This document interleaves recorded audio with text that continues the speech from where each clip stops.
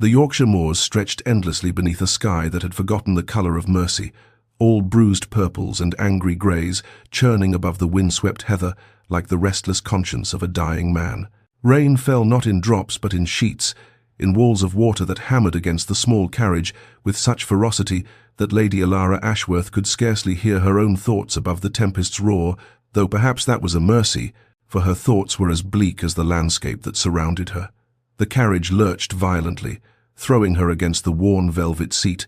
and she clutched her mother's cameo brooch, the only treasure she had not been forced to sell, as if it were a talisman against the chaos of both weather and fate. She was 27 years old, a gentlewoman born to silk and society, now reduced to seeking employment as a companion to an elderly duchess she had never met, in a house she had only heard whispered about in the darkest corners of London drawing-rooms. Ravenmoor Hall, they called it, though the name itself seemed less an address than a warning, spoken by those who spoke it at all with the same hushed reverence one might reserve for cursed ground or unhallowed graves. The carriage shuddered again, and this time Elara heard the coachman's cry above the wind, a sound of genuine distress, followed by a terrible crack that seemed to split the very air asunder. The vehicle tilted dangerously, and she braced herself against the door as they came to a grinding, groaning halt that left her heart pounding against her ribs like a caged bird desperate for escape. Through the rain-streaked window, she could see nothing but darkness and the ghostly shapes of wind-bent trees, their branches reaching toward the carriage like skeletal fingers seeking purchase on the living. When the coachman wrenched open the door, his face pale beneath his sodden hat,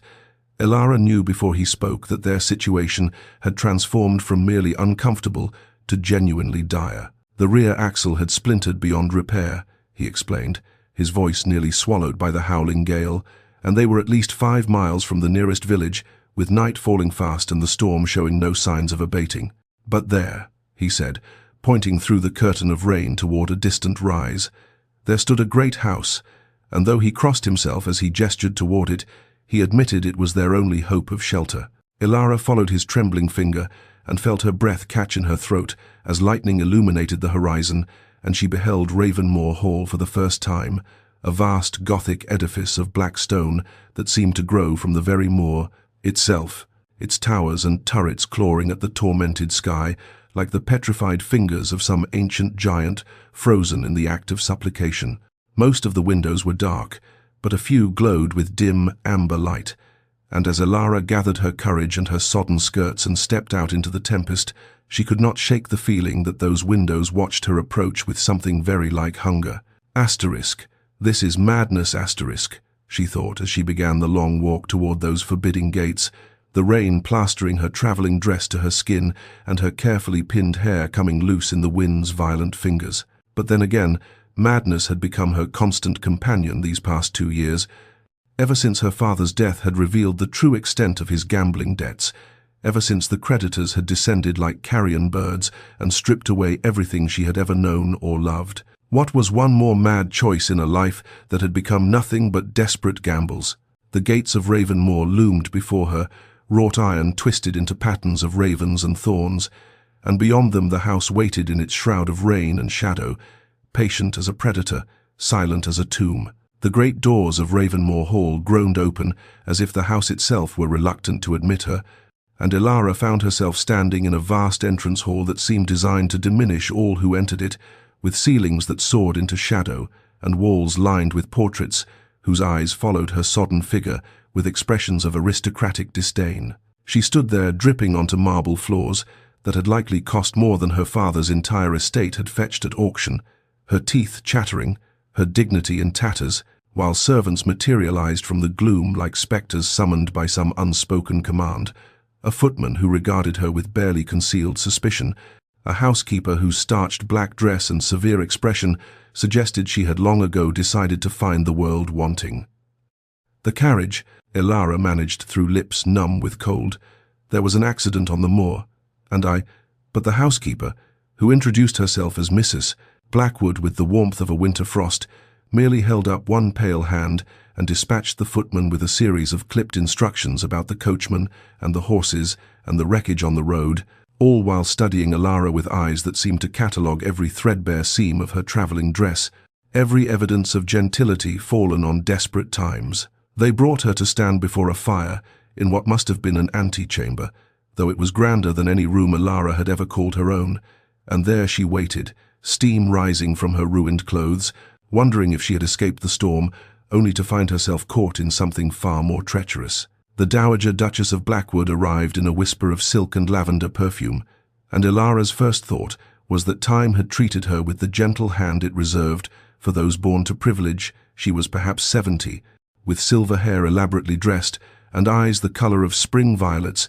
that held both warmth and warning in equal measure. "So you are the Lady Elara Ashworth," the Dowager said, settling into a chair by the fire and gesturing for Elara to take the one opposite. The daughter of the late Viscount Ashworth, who wrote such a remarkably honest letter about her circumstances that I found myself quite unable to refuse her application. There was kindness in her voice, but also an assessment, a weighing of character that Elara recognized from a lifetime of navigating society's treacherous waters. "You should know, before we proceed, that this house is not what it once was, and that my nephew, the Duke, is—" She paused, and something flickered across her elegant features, something that might have been grief or fear or love, twisted into shapes that defied easy naming. Difficult. "He keeps to himself entirely, haunts the East Wing like a spectre of his former self, and has made it abundantly clear that he wishes no company, no comfort, no connection to the world he once inhabited. You are here as my companion, child, not his, and I must ask that you respect his solitude absolutely, for his sake and for your own." The fire crackled and spat, sending shadows dancing across the Dowager's face, and Elara thought she glimpsed something desperate in those violet eyes, something that spoke of vigils kept and hopes long since surrendered. "They say things about him in the village," the Dowager continued, her voice dropping to barely above a whisper.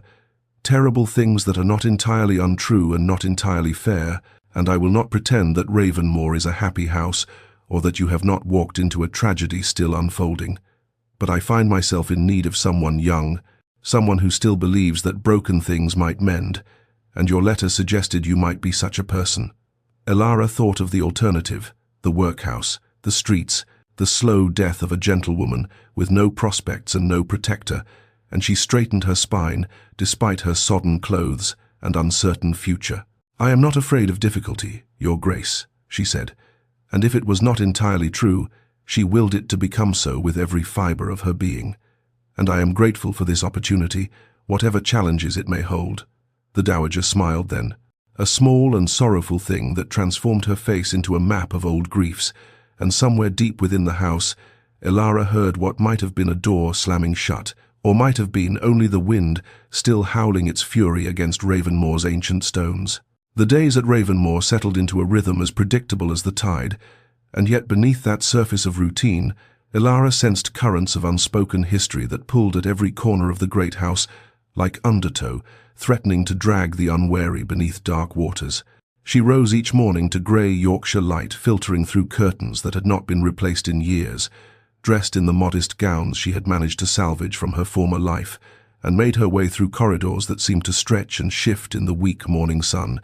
as if the house itself were a living thing that breathed and dreamed and remembered. The Dowager proved to be pleasant company, sharp of wit, fond of poetry and gossip in equal measure,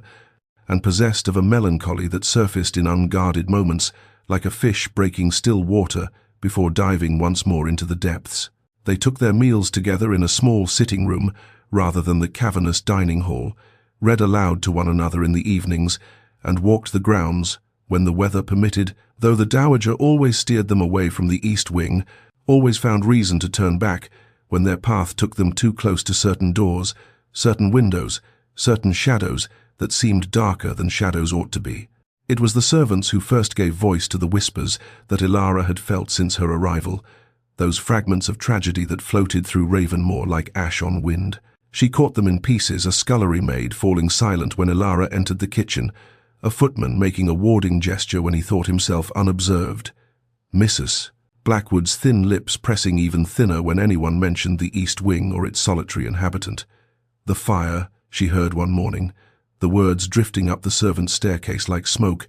changed him into something else entirely, something that ain't quite natural, and another voice responding, 3 years now, and he's not set foot in the village, not shown his face to a living soul outside these walls, and some say he's more ghost than man by now. Elara knew she should not listen,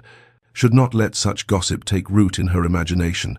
and yet the mystery of the Duke wound itself around her thoughts like ivy around ancient stone, beautiful and destructive and impossible to ignore. She began to notice things, doors left slightly ajar that were closed when she returned, books in the library that had been moved from their places,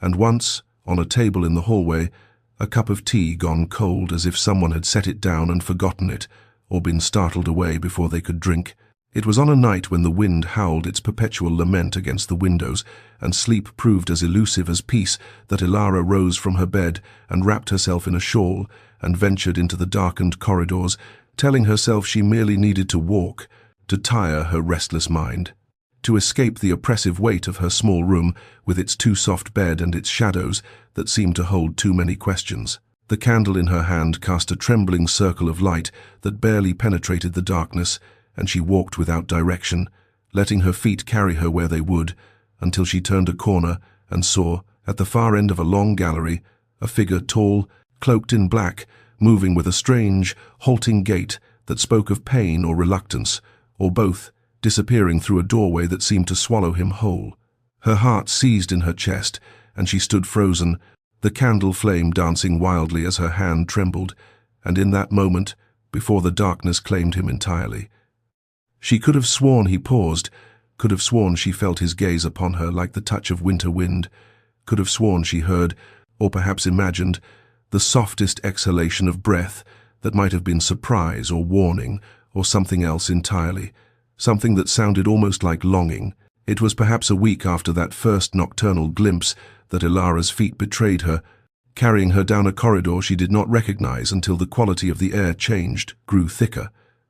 Somehow, heavier with dust and disuse, and something else she could not name, and she realized with a start that she had wandered into the forbidden territory of the East Wing, that shadowed kingdom the Dowager had warned her away from with such careful, fearful insistence. The hallway stretched before her like the throat of some great beast, lined with doors that stood closed against inquiry, their brass handles tarnished to the color of old blood, and though every instinct screamed at her to turn back, to flee to the safety of known rooms and acceptable boundaries, something stronger than instinct held her rooted to the spot. Curiosity, perhaps, or that stubborn streak her father had always said would be her undoing, or simply the magnetic pull of mystery that had haunted her dreams since that first storm-racked night. She had taken perhaps 3 steps further into that forbidden darkness when she heard it, a voice that seemed to emerge from the shadows themselves, low and rough as gravel scattered across velvet,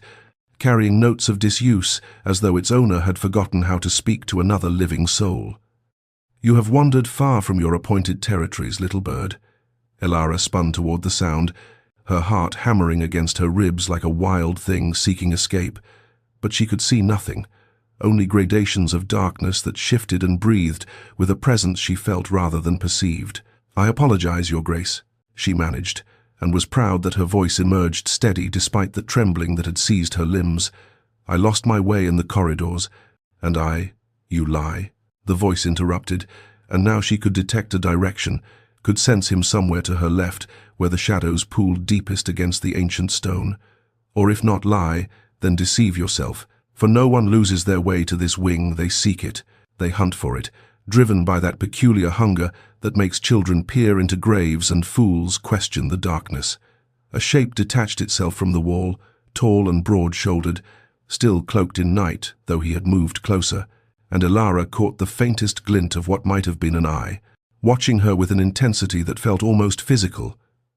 "Run, little bird," he said, and though the words were soft, they carried the weight of command, of warning, of something that might have been plea dressed in the clothes of threat. "This house devours the curious, and I have no patience for innocent things that insist on flinging themselves into the maw of monsters."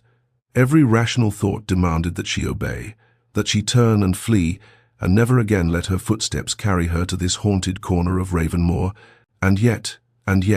she found herself straightening her spine, lifting her chin, meeting the darkness where his gaze must be, with a steadiness she did not entirely feel. "I am not so easily devoured, Your Grace," she heard herself say,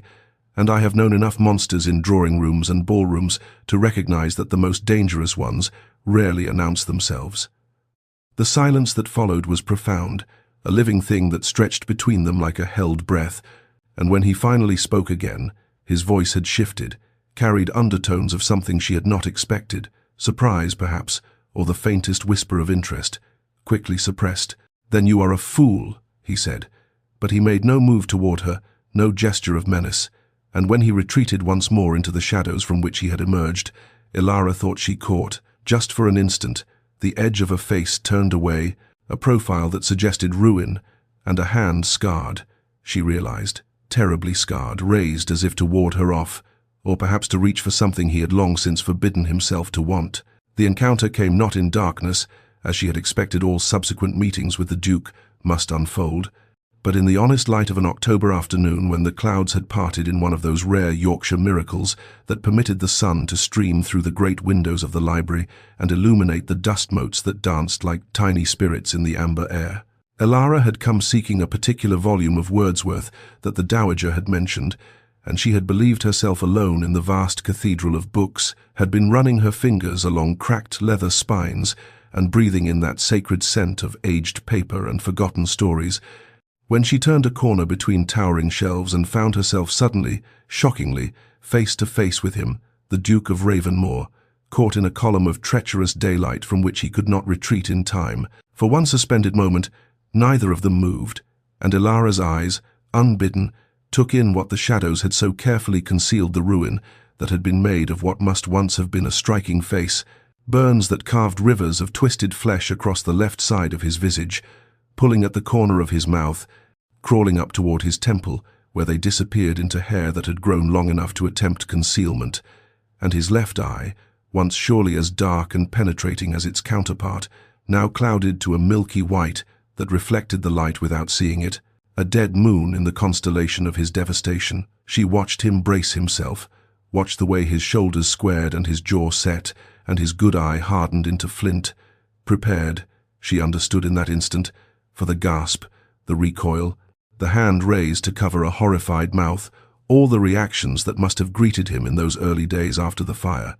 all the proof that he had become something from which decent people must look away. But Elara did none of these things, could do none of these things, because what she felt was not horror but a strange, aching recognition, as if she were seeing not a monster but a man who had been fighting a war with himself for so long that he had forgotten there might be any other way to exist. And so she simply met his gaze, his single, searching, furious gaze, and waited, and did not run. "You stare," he said finally, and his voice was a blade, honed sharp by years of solitude and self-loathing. "So look your fill, Miss Ashworth, and then do me the courtesy of admitting what you see. A grotesque, a creature that should have had the decency to perish with his sins, a reminder that God's punishments are written upon the flesh for all to read." Still she did not flinch, though something in her chest constricted painfully at the venom with which he spoke of himself, and when she answered, her voice was steady, almost gentle, carrying none of the pity he so clearly expected and would have despised.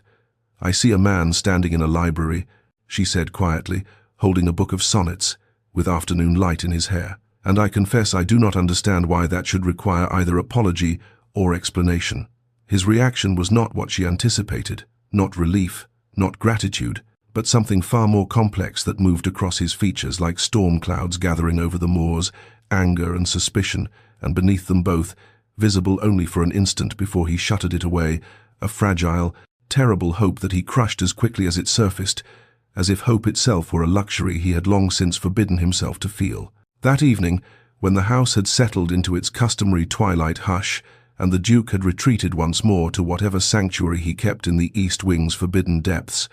the Dowager Duchess summoned Elara to her private sitting room, a space warmer and more intimate than the grand chambers of Ravenmoor, filled with faded photographs and embroidered cushions and the gentle tick of a porcelain clock that seemed to count out the seconds of a life lived largely in memory. "Sit with me, child," the old woman said, and there was something in her voice that told Elara this would not be their usual pleasant conversation about poetry or needlework or the latest novel from London, and when the dowager poured 2 glasses of sherry with hands that trembled slightly, Elara understood that she was about to be trusted with something precious, something painful, something that had been locked away as carefully as the East Wing itself. "You have seen him now," the dowager began, her rheumy eyes fixed on the fire that crackled in the grate, casting dancing shadows across her lined face. "Seen what remains of my nephew, and you did not flee. I watched you at dinner, watched the way you spoke to me without that particular quality of distraction that tells me a person is already planning their departure, and so I think perhaps you deserve to understand what has made him into this creature of shadows and silence." She paused, took a sip of sherry that seemed more fortification than pleasure, and when she spoke again, her voice had grown distant, as if she were reading from a book of sorrows she had memorized long ago. 3 years passed. When the autumn was turning to winter, my nephew was betrothed to Lady Catherine Blackwood, a girl of extraordinary beauty and gentle spirit, who had loved him since they were children together, who saw in him all the promise of a brilliant future, and who was, by all accounts, the light of his existence. The fire popped and settled, sending a shower of sparks up the chimney like fleeing souls, and the dowager's voice grew heavier still. There was a house party at the Blackwood estate, a celebration of their coming union, and that night, that terrible night, a fire broke out in the East Wing where Catherine slept, flames that devoured wood and silk and flesh, with an appetite that seemed almost sentient in its cruelty. Elara's hands tightened on her sherry glass as the dowager continued, painting in words a picture of horror of her nephew fighting through smoke and flame to reach his beloved, of the ceiling that collapsed just as his fingers brushed hers, of the inferno that took her life and left him scarred in body and soul, marked forever by the moment of his greatest failure. "He blames himself entirely," the dowager whispered, "believes that if he had been faster, braver, less concerned with his own safety, he might have saved her, and so he has refused all society, all connection, even correspondence with those who once called him friend. He has become a man determined to make himself a ghost, to haunt these halls as penance for a sin he cannot forgive." She turned to Elara then, and in her ancient eyes burned something fierce and desperate. "He is not cruel by nature, child, but by construction he has built his coldness stone by stone, and I fear that soon there will be nothing left of the man he was, only the monument to his guilt." The rebellion began not with grand gestures or dramatic confrontations, but with the quiet placement of a single book outside a door that had never, in Elara's weeks at Ravenmoor, opened to anyone but shadows. A slim volume of Keats that she had found particularly moving, its pages soft with age, and marked in places by some long-ago reader who had underlined passages about beauty and truth and the strange immortality of sorrow, and she left it there on the cold stone floor of the corridor as one might leave an offering at a shrine, expecting nothing, hoping for something she could not quite name. And then she walked away without looking back, her heart beating with a peculiar mixture of audacity and tenderness that she did not fully understand. The book remained untouched for 3 days, and each morning Elara passed the Duke's study on some invented errand, fetching a shawl she did not need, searching for a letter she had not lost, and each morning she observed the volume lying exactly where she had placed it, gathering a fine layer of dust like a reproach, and she told herself that it did not matter, that she had expected nothing, that one could not force light into a room whose occupant had nailed shut every window, but still something in her chest ached, with a disappointment she refused to examine too closely. On the 4th morning, the book was gone, and Elara stood in the empty corridor for a long moment, her hand pressed against the wall as if to steady herself against the force of what that absence meant, not acceptance, perhaps not even acknowledgement, but at least curiosity, at least a hand reaching out from the darkness to grasp what had been offered, and she felt something bloom in her chest that was neither hope nor triumph, but something quieter, something that whispered that walls built stone by stone might also be dismantled stone by stone, if only one had patience enough to wait. After that, the offerings continued. A collection of Shelley left on Tuesday, Marcus Aurelius on Friday, a volume of Montaigne's essays that she had debated with herself for nearly an hour before deciding that perhaps a man drowning in his own guilt might benefit from philosophy that taught the acceptance of human imperfection, and each time the pattern repeated itself, the book lying untouched for days before vanishing in the night, like a secret between them that neither would acknowledge in daylight. a conversation conducted entirely in titles and authors, in the careful selection of words written by long-dead hands that might speak what neither of them dared to say aloud. She began to understand, in those quiet weeks of literary warfare, that the Duke's cruelty was not cruelty at all but architecture, that every harsh word and cold dismissal was a brick in a fortress he had built around himself, mortared with guilt and roofed with despair, and that to reach the man within would require not a siege but something gentler, something more subversive, the slow work of roots cracking stone, of water wearing away rock, of persistent small kindnesses that asked for nothing in return but offered, again and again, the radical suggestion that perhaps he deserved to receive them. The gardens of Ravenmoor had once been magnificent, this much Elara could discern from the bones of what remained. The skeletal hedgerows that spoke of careful geometric design, the stone pathways now cracked and heaved by frost and neglect, the empty pedestals where statuary had once stood, sentinel over beds of roses and lavender, and all the cultivated beauties that wealth and taste could command. But 3 years of abandonment had transformed this paradise into something wild and sorrowful, a green grief that sprawled in tangled abandon, as if the very earth itself had been infected by the melancholy of the house it served. And it was here that Elara began to spend her afternoons, when her duties to the dowager permitted, kneeling in soil that stained her serviceable grey dress, her fingers working to clear the choking weeds from around the few hardy plants that had survived their abandonment, finding in this simple labour a kind of peace that the shadowed corridors of the manor could not provide. She did not know, at first,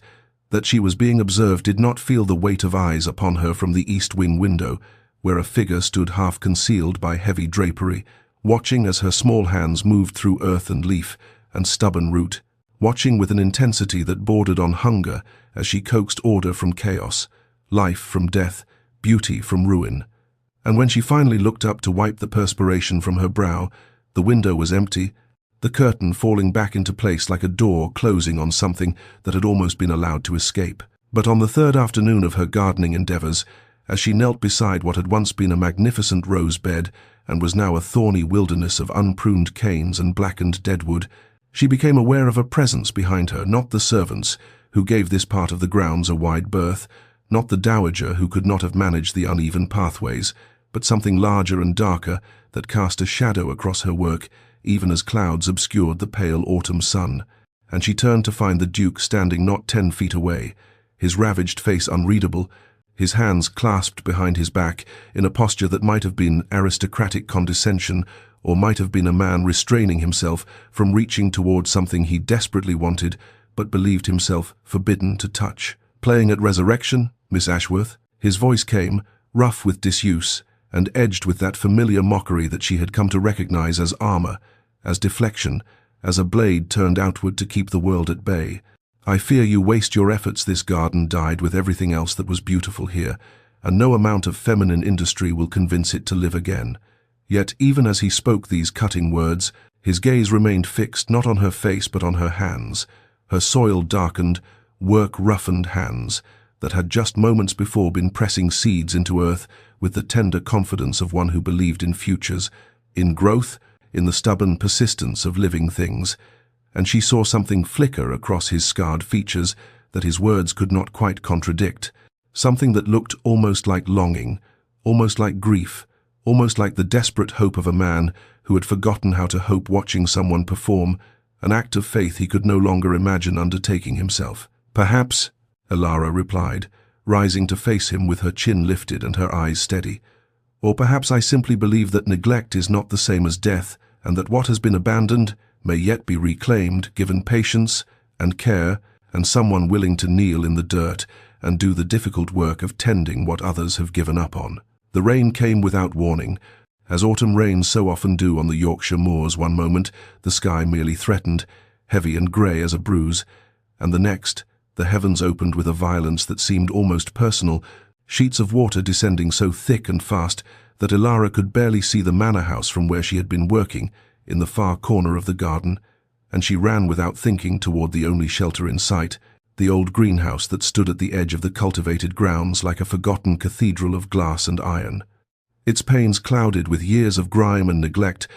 its door hanging slightly askew on rusted hinges that screamed in protest as she pushed her way inside and stood gasping in the sudden dim quiet, water streaming from her hair and her dress and pooling on the cracked tile floor beneath her feet. The greenhouse had once been magnificent. She could see that even through the veil of abandonment, could trace in the empty beds and broken pots the ghost of what had flourished here, the exotic blooms and delicate ferns that required shelter from the harsh northern climate,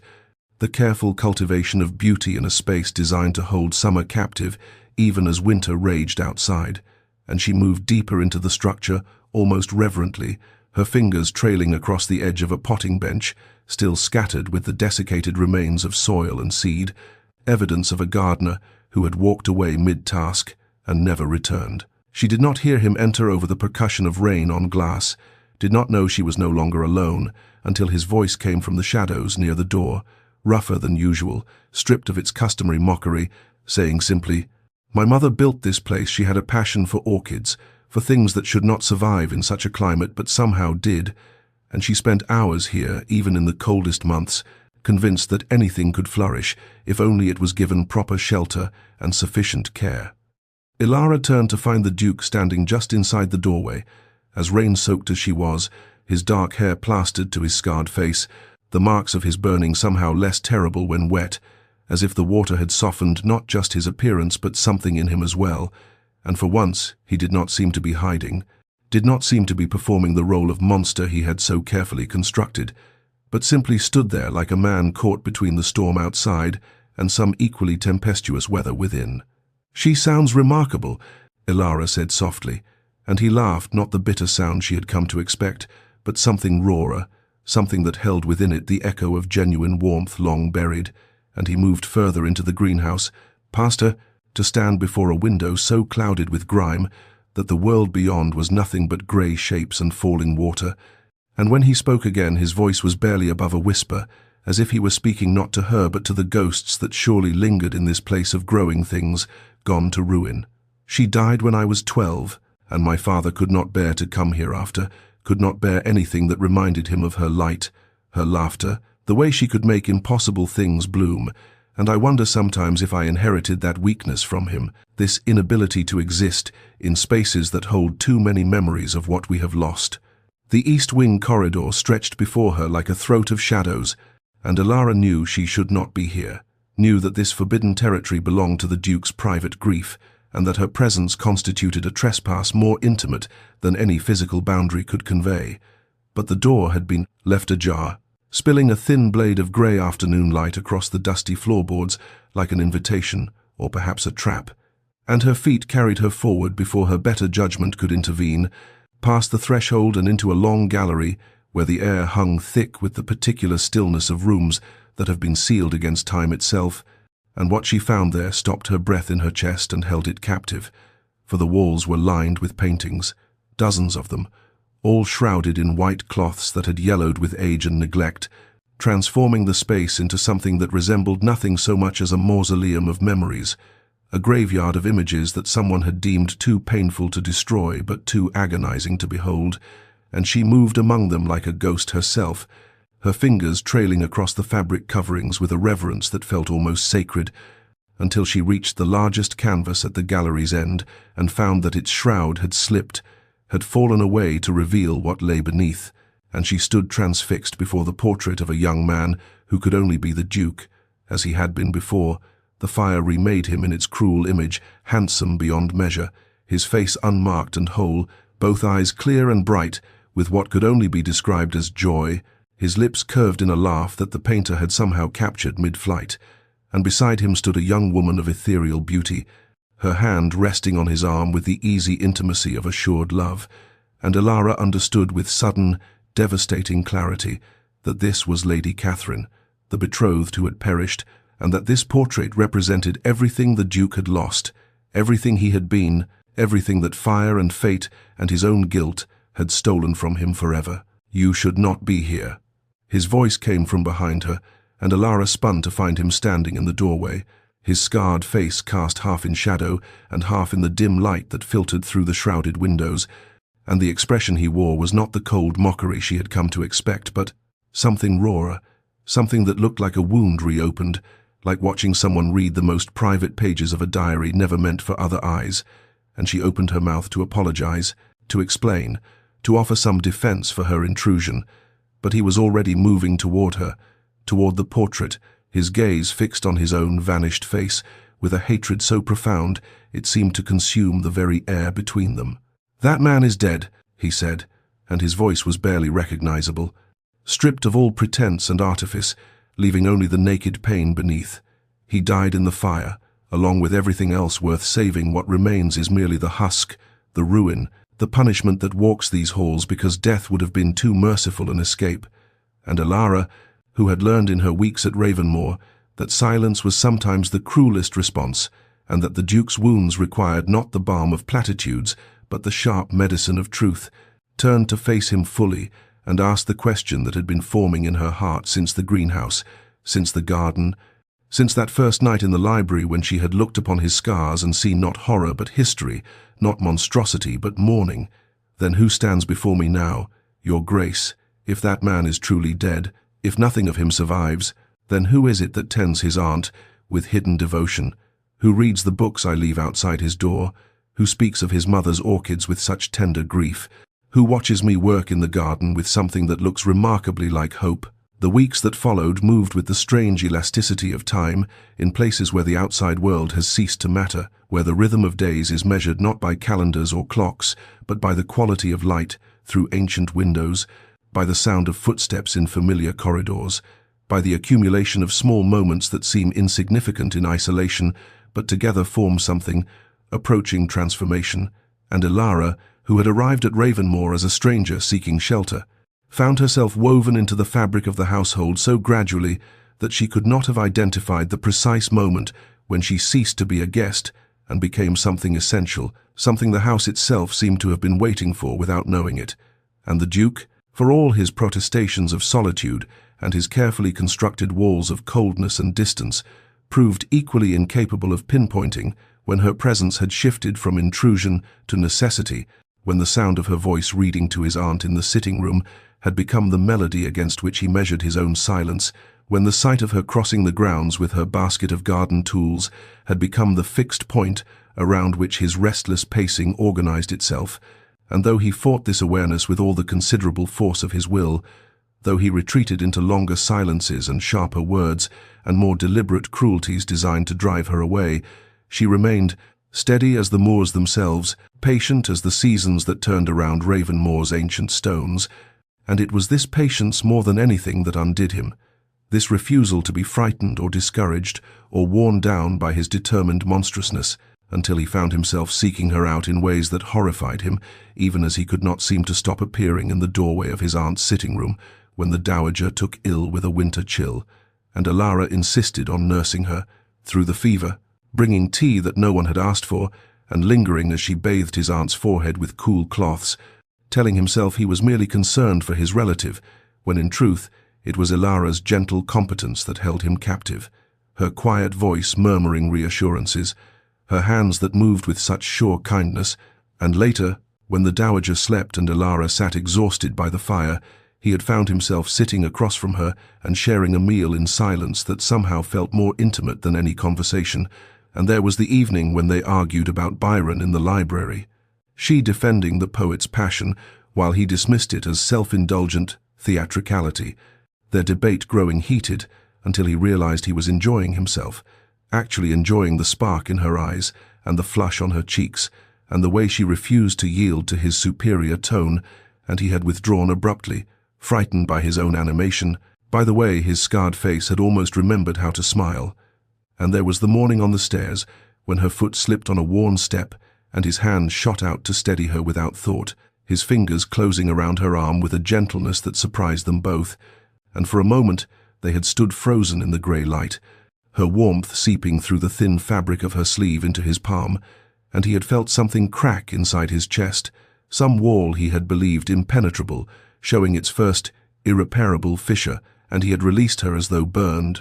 again, always burning, and fled to his study where he sat for hours staring at nothing, knowing with terrible certainty that Elara Ashworth had become the rhythm of his days, the pause between his heartbeats, the light toward which even his darkness could not help but turn. The village of Thornwick lay 3 miles distant from Ravenmoor's gates, a cluster of grey stone cottages and modest shops that huddled together against the moor's eternal winds as though seeking comfort in proximity, and Elara had ventured there at the dowager's request to collect a particular medicinal tincture from the apothecary, grateful for the excuse to walk beneath the pale winter sun and feel something other than the Manor's weighted atmosphere pressing against her skin. But she had not anticipated what awaited her among the villagers, had not prepared herself for the way conversation stuttered and died as she entered the apothecary's shop, for the sidelong glances exchanged between the women browsing the dry goods counter. For the particular quality of silence that descends when strangers discuss you in whispers they believe you cannot hear, and it was the apothecary's wife, a stout woman with a face that might have been kind under different circumstances, who finally spoke directly, her voice carrying the false sweetness of concern that barely concealed its poisonous curiosity. "You're the companion up at Ravenmoor, then the one staying with that poor dowager and her mad nephew," and Elara felt something cold settle in her chest at the word mad, at the casual cruelty of it, at the way the other women leaned closer, as though anticipating entertainment. And before she could form a measured response, the woman continued, warming to her subject with the enthusiasm of one who has long hoarded gossip and finally found a worthy audience. "They say he murdered her, you know, his betrothed, that the fire was no accident at all but his own doing, that he's cursed now, touched by the devil himself, that he prowls those halls like a beast, and that anyone fool enough to stay will meet the same end." And Elara, who had learned in her months at Ravenmoor to hold her tongue and choose her battles with care, found that her restraint had reached its absolute limit, that something fierce and protective had risen in her throat and would not be swallowed. And she turned to face the apothecary's wife with a coldness that would have done the Duke himself proud, her voice carrying clearly through the small shop. "You speak of a man you have never met, whose suffering you cannot fathom, whose character you know only through the distortions of idle speculation and malicious invention. The Duke of Ravenmoor is neither mad nor murderous, but merely wounded, merely human, and the cruelty with which this village has chosen to speak of his tragedy reveals far more about Thornwick's character than it does about his." And she collected her package and departed without waiting for response, her heart hammering against her ribs with the force of her own vehemence. But she did not anticipate that word would travel faster than her feet, that by the time she returned to Ravenmoor, the Duke would be waiting in the great hall with an expression she could not read, that he would demand in a voice, stripped raw, of all pretense, "Why did you defend me, I, who have given you nothing but coldness and cruelty, who have offered you every reason to despise me? Why would you speak for me, to strangers who mean nothing, whose opinions cannot touch me behind these walls?" And Elara, standing before him with mud on her hem and colour high in her cheeks, found that she could not fully answer, that the truth was too large and too terrifying to speak aloud, and so she offered only, because what they said was wrong, and watched something shatter behind his eyes, something that looked remarkably like the last defense of a man who had believed himself unworthy of being defended. It was the music that finally undid her, that reached past every careful guard she had constructed around her heart and found the tender places she had believed safely hidden, the music that came like a ghost through Ravenmoor's sleeping corridors in the deepest hours of the night, when the fires had burned to embers and the servants had long since retired to their quarters, and the house itself seemed to hold its breath in the darkness, and Elara, who had woken from troubled dreams she could not remember, had thought at first that she was still dreaming, that the haunting notes drifting through the stone walls were some phantom conjured by her restless mind. But as she rose and wrapped herself in her shawl and followed the sound through the labyrinthine passages, she knew with growing certainty that this was no spectre but something far more devastating,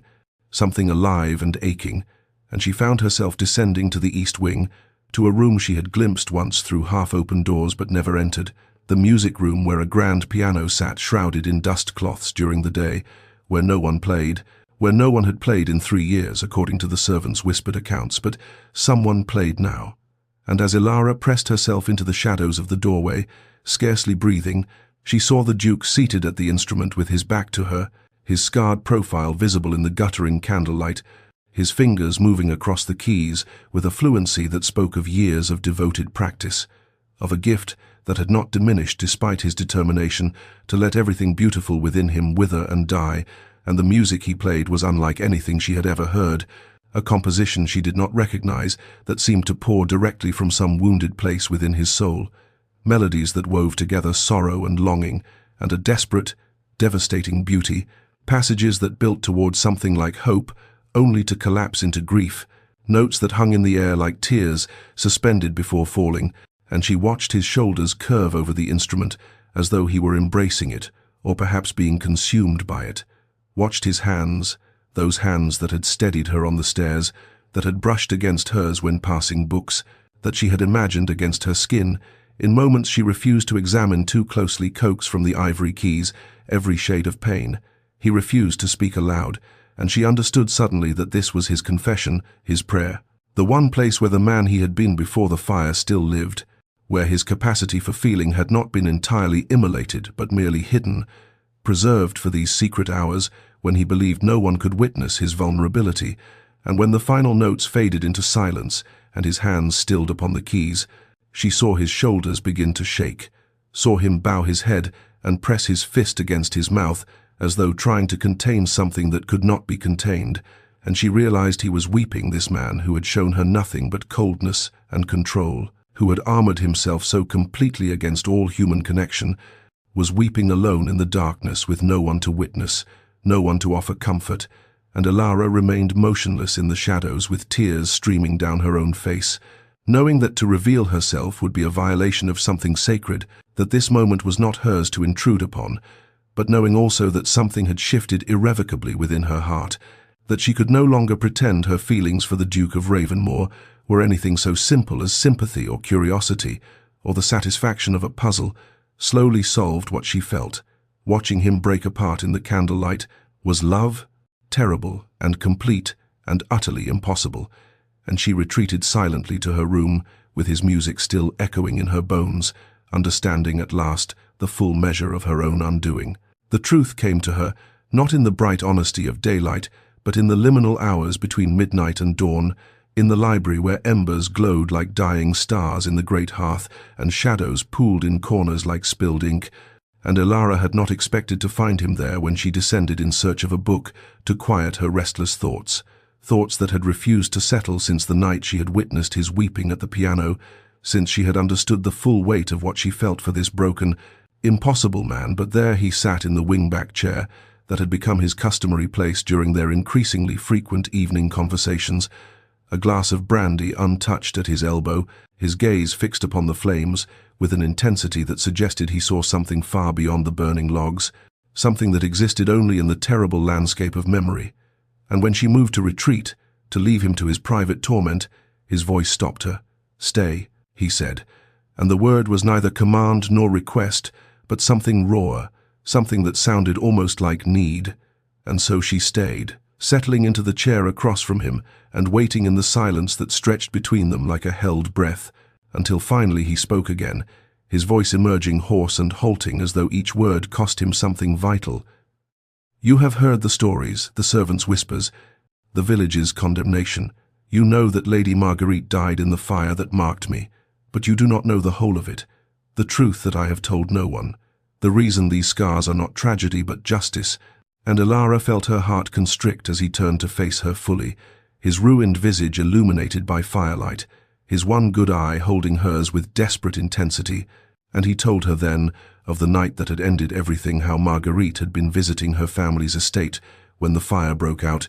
how word had reached him at a dinner party in London, where he had been enjoying himself, enjoying the admiration of society, enjoying the privilege of his position and his unmarred face, how he had delayed his departure by 2 hours, 2 fatal hours, because he had been flirting with a baroness and drinking champagne and believing himself invincible, believing that tragedy was something that happened to other men, lesser men, and by the time he arrived at the burning manor, by the time he plunged into the inferno to find her, she was already gone, already consumed by flames that had stolen her breath while he had been laughing in a ballroom 50 miles distant,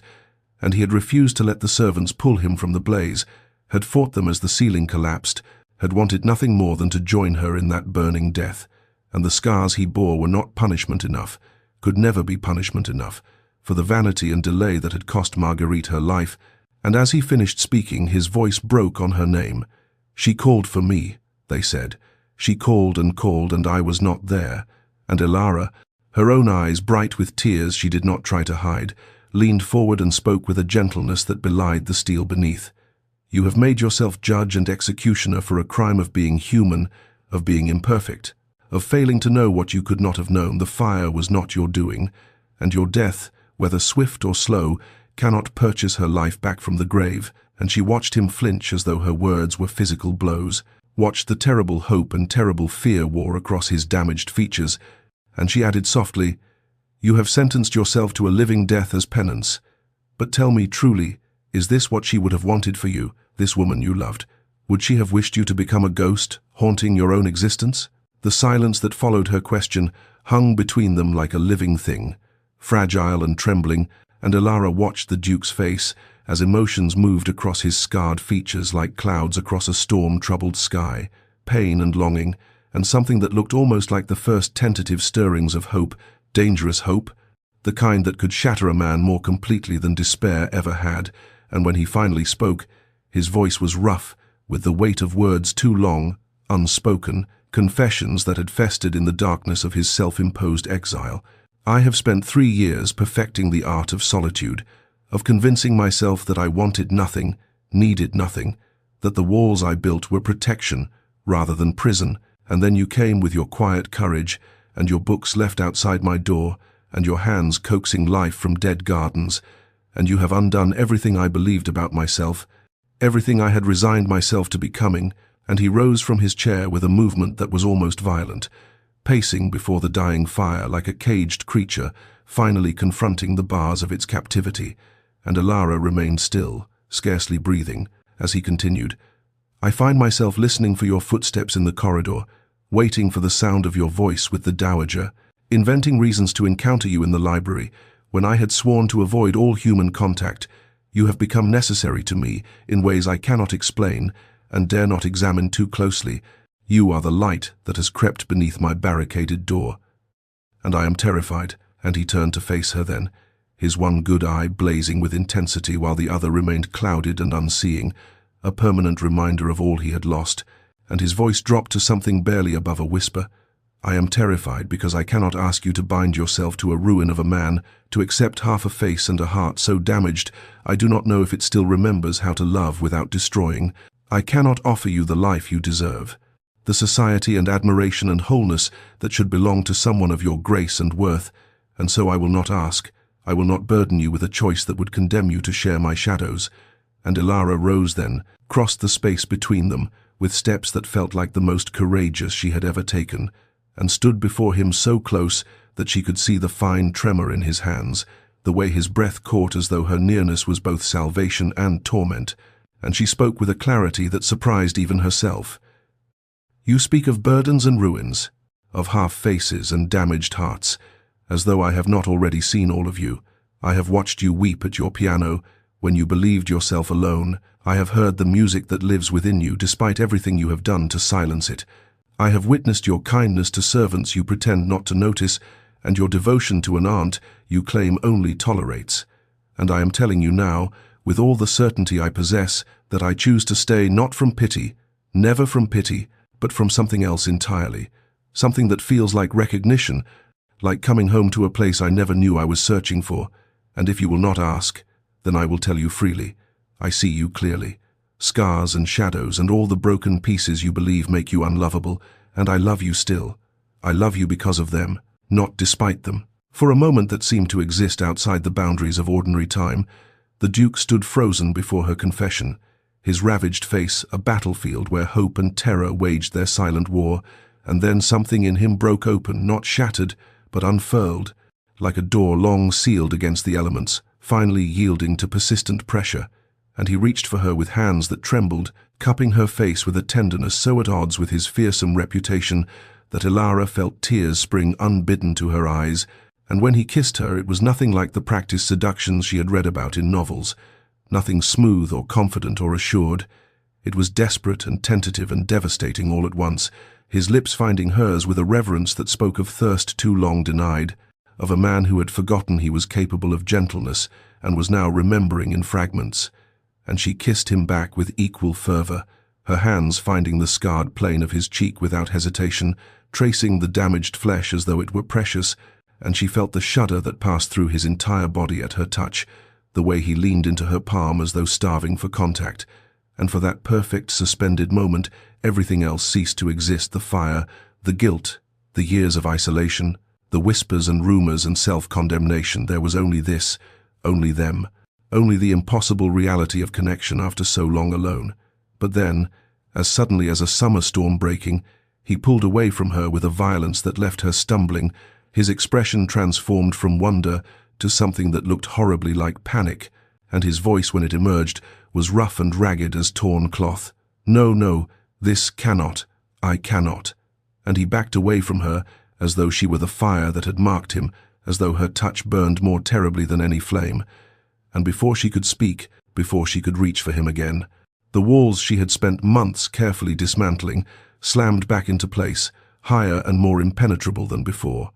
And he spoke with a cruelty that was clearly costing him everything. "You must leave Ravenmoor tonight, tomorrow. I care not, but you must go. Forget this place, forget this house. Forget me. I was a fool to allow myself to believe. Even for a moment, you deserve sunlight and society, and a man whose face does not make children weep. You deserve wholeness, and I have nothing whole left to offer." And Elara, reeling from the whiplash of tenderness to rejection, found her voice. "You cannot mean this after everything." But he cut her off with a gesture so sharp it was almost violent. "I mean every word, Mrs. Blackwood will arrange your passage. You will receive excellent references. You will find another position, a better one, in a house not haunted by ghosts. Go, Miss Ashworth, go and live the life I am incapable of giving you." And he turned his back to her, his shoulders rigid with the effort of maintaining his composure, and Elara understood with devastating clarity that this cruelty was his final act of love, his attempt to save her from the darkness he believed himself to be. And though every fiber of her being screamed to fight, to stay, to force him to see what she saw, she recognized that this battle could not be won by siege. He had to choose to open his own door. And so, with tears streaming silently down her face, she whispered, "This is not farewell," with a conviction she clung to desperately, and fled the library before her resolve could crumble entirely, and the Duke remained standing before the dying fire, long after her footsteps faded, his hand pressed against the lips she had kissed. And if the servants heard sounds of anguish from behind the library's closed doors that night, they had long since learned not to speak of what they heard in the dark hours of Ravenmoor Hall. The dawn came grey and merciless, shrouded in mist that clung to the moors like a funeral veil, and Elara Ashworth descended the great staircase of Ravenmoor Hall with her single trunk carried by a footman whose eyes she could not meet, her own gaze fixed straight ahead as though looking back might turn her to salt,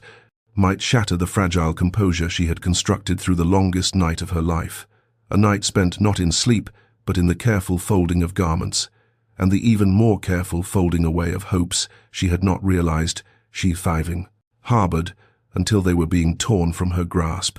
And as the carriage door closed behind her with a sound of terrible finality, she did not permit herself to glance at the window, where she somehow knew he stood watching, a shadow among shadows, and the horses began their slow progress down the drive, while inside the house the Duke remained motionless at that window, long after the carriage disappeared into the mist, his forehead pressed against the cold glass, his breath fogging and clearing in a rhythm that felt like the only evidence he still lived. And when finally he turned from the window, it was to face a room that seemed to have grown impossibly vast in her absence, every corner echoing with memories. He had not meant to make her laughter. Over some passage of Byron, her quiet presence by the fire, the impossible softness of her lips against his, and he crossed to the sideboard, where decanters stood in gleaming rows, his hand reaching for the brandy with the desperate automaticity of a man seeking oblivion. But before his fingers could close around the crystal, a voice cut through the silence with the precision of a blade. "So, this is how you honor her memory, by destroying every chance at happiness that dares present itself." And the Dowager Duchess stood in the doorway, her small frame somehow filling the space with an authority that had nothing to do with physical presence, her eyes so like her nephew's had once been. Before the fire stole the light from one blazing with a fury that was indistinguishable from love, and she advanced into the room without waiting for invitation, her cane striking the floor with each step like a judge's gavel. "I have watched you entomb yourself in this house for 3 years. I have respected your grief because I understood it. I have allowed your isolation because I believed you needed time. But I will not stand silent while you send away the one person who has made you remember that you are still capable of living." And the Duke's hand fell away from the decanter, as though burned anew, his voice emerging hoarse and hollow. "You do not understand. I am protecting her. She deserves." But the Dowager cut him off with a sound of pure contempt. "She deserves to make her own choices, as does any woman of sense and courage, and you have stolen that from her by deciding what she can bear without ever asking. Tell me, nephew, do you truly believe that Lady Catherine would have wanted this for you, this endless penance, this living death you have constructed in her name?" And the Duke flinched as though struck, the name of his dead betrothed, falling into the room like a stone into still water,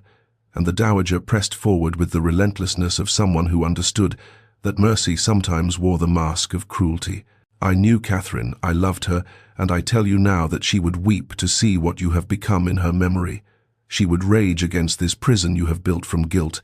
She would beg you to live, to love, to stop punishing yourself for a tragedy that was never yours alone to carry." And something in the Duke's expression began to crack, fissures spreading across the mask of control he had worn for so long, and when he finally spoke, his voice was that of a man confronting his own reflection for the first time in years. "What if I have forgotten how?" The carriage had travelled perhaps 2 miles from Ravenmoor Hall,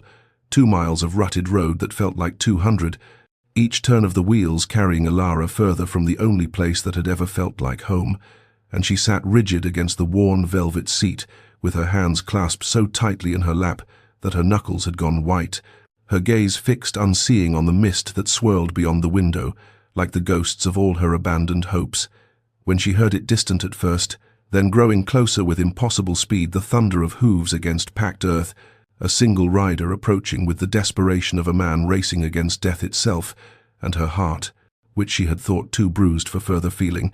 began to beat with such violence that she pressed her hand against her chest as though to contain it, and then the carriage lurched to a halt as the driver called out in alarm, and through the mist-shrouded window she saw him, the Duke of Ravenmoor, astride a black horse that steamed and stamped in the cold morning air, his face bare to the world without mask or shadow to shield him, the ruined half of his visage exposed to the grey light as it had never been outside the walls of his prison, and the sight of him there, unhidden, undefended, made her breath catch in her throat because she understood what it had cost him to ride out thus, to let the world see what he had spent 3 years concealing, and before the footman could move to open the door, the Duke had dismounted and crossed to the carriage himself,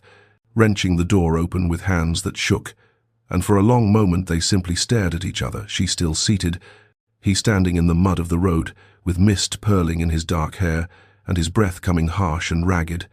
and when he finally spoke, his voice cracked on the words like ice, giving way to spring. "I cannot promise to be whole. I may never be whole again. The fire took something from me that I do not know how to rebuild, but I can promise to try. Elara, if you will teach me how to live again." And she saw tears tracking down his face, cutting paths through the scarred and unscarred flesh alike, and he continued with the rawness of a man who had finally stopped running from himself. "I have been so afraid that loving you would betray her memory, afraid that allowing myself happiness would prove I never deserved forgiveness, afraid that you would one day look at me and see what I see, a monster, a ruin, a man who let the woman he was meant to protect burn while he stood helpless. But my aunt spoke truth this morning, truth I have been too much a coward to hear. Catherine would not have wanted this, and more than that, more than anything, I find I cannot let you go. I cannot return to that house and pretend you were never there. I cannot spend another 3 years or 30 as a ghost when you have shown me I might still be capable of being a man." And Elara, who had thought herself emptied of tears, found them flowing freely as she reached out and took his face in both her hands, the smooth skin and the scarred, the whole and the broken, and drew him toward her as she whispered, "Then come home with me, and we will learn together." Spring came to Ravenmoor Hall like a benediction, like forgiveness made manifest in blossom and birdsong, and the great house that had stood so long in shadow now opened itself to the light, as though awakening from an enchanted sleep. Curtains that had been drawn for 3 years were pulled back to reveal windows sparkling in the Yorkshire sunshine. Dust covers were removed from furniture that gleamed again with polish and care, and in every corner there were signs of renewal, of a household that had remembered how to breathe, and at the center of this transformation stood the Duke and his Duchess, married now these 4 months, in a quiet ceremony, witnessed only by the Dowager and the household staff who had kept faith through all the dark years. And on this particular morning Elara sat in the garden she had once coaxed back to life, a book open in her lap, though her eyes were not upon its pages but rather upon her husband, who knelt in the soil beside her with his shirt sleeves rolled to the elbow, his scarred hands working alongside hers to plant the roses. She had chosen varieties in cream and pink and deepest crimson, and she watched him as he worked, noting how the tension that had once held his shoulders rigid had softened over the months, how the lines of perpetual grief around his mouth had gentled into something that occasionally, wonderfully, curved into a smile, and as though sensing her observation, he looked up and caught her gaze. And there it was, that smile, crooked and still slightly uncertain, as though he was still learning the shape of it after so long without practice, and he reached out with one earth-stained hand to tuck a strand of hair behind her ear, leaving a smudge of soil on her cheek that made him laugh, actually laugh, a sound that still struck her as miraculous each time she heard it. And from the terrace above them, the Dowager Duchess watched this scene with tears she did not bother to hide, her weathered face transformed by a joy she had long ago ceased to hope for, and she thought of how she had nearly lost him, not to the fire that had taken so much, but to the grief that had threatened to consume what remained, and she whispered a prayer of gratitude to whatever forces had sent this remarkable young woman to their door on that storm-racked autumn night. And below in the garden the Duke rose and extended his hand to help Elara to her feet, and as she stood he drew her close, pressing his forehead to hers in a gesture of intimacy that still felt new and precious, and he whispered against her lips, "I dreamed of you last night, not the old dreams, not fire and loss, but of this, of us, of years stretching forward instead of only backward." And Elara kissed him softly, tasting earth and sunshine and the salt of tears that might have been hers or his, and she replied, "Then we shall make those years worthy of the dreaming." And together they walked back toward the house that was no longer a prison but a home, their hands intertwined, their shadows stretching long and joined across the garden they had brought back to life. And overhead, a bird sang from the eaves of Ravenmoor Hall, a small brown thing, ordinary and extraordinary, free, and yet choosing to stay. Dear listener, as we leave the Duke and his Duchess to their quiet happiness, to the gardens they tend together, and the music that now fills the halls of Ravenmoor with something other than grief, let us pause to consider what their story might teach us about the nature of wounds and the possibility of healing, for we all carry scars, do we not, though most of ours are hidden beneath the surface, where no eye can see them, etched into the chambers of our hearts by losses we could not prevent, by words we cannot unspeak, by moments when we failed to be who we wished to be. And perhaps you have built your own Ravenmoor, your own fortress of solitude, where you have convinced yourself that isolation is protection and that keeping others at a distance is kindness rather than fear. Perhaps you have told yourself that the fire that once burned you has left you too damaged to deserve connection, too broken to risk the vulnerability of being truly seen. And if this is so, if you recognize in the Duke's darkened corridors something of your own heart's architecture, then let this story be a gentle lantern in your shadows, illuminating not the path you must take, but simply the truth that paths exist, that doors which have been locked may yet be opened, that it is never, ever too late to step out of the darkness you have made your home for love. Dear listener, is not the absence of damage, it is not a reward given only to those who have emerged from life unscathed. Love is rather the extraordinary courage to say, "Here I am, in all my imperfection, with all my hidden wounds and visible failures," and to trust that this revelation will be met not with the rejection we fear, but with the recognition we crave. It is the miracle of finding someone who looks upon our scars, whether they mark our flesh or merely our spirits, and sees not evidence of our unworthiness, but testimony to our survival, not reasons to flee, but invitations to stay. And perhaps you are thinking that such love is the stuff of stories, that real life offers no Duchess to ride through the mist, no patient heart to leave books outside our bolted doors. But I would ask you to consider that love takes many forms, and that the person who might help you learn to live again may come disguised as a friend, a stranger, a moment of unexpected kindness, or even as the small, brave voice within yourself that whispers, against all evidence and experience, that you deserve more than the prison you have built. So I leave you with this wish, dear listener. May you find the courage to uncover the windows you have shrouded, to tend the gardens you have left to wither, to sit at a piano you have long neglected, and let your fingers remember what it means to create beauty from sorrow. May you discover that the warning you give to others, "Run, little bird, run," is the very invitation someone has been waiting to refuse, and when that someone stands before you, unafraid of your shadows, may you find in yourself the impossible bravery to let them rest well tonight, dear listener, and tomorrow, perhaps, leave a door unlocked, light a candle against the darkness, and trust that spring comes even to the most desolate moors, for it does, it always does, if only we can survive the winter long enough to see it.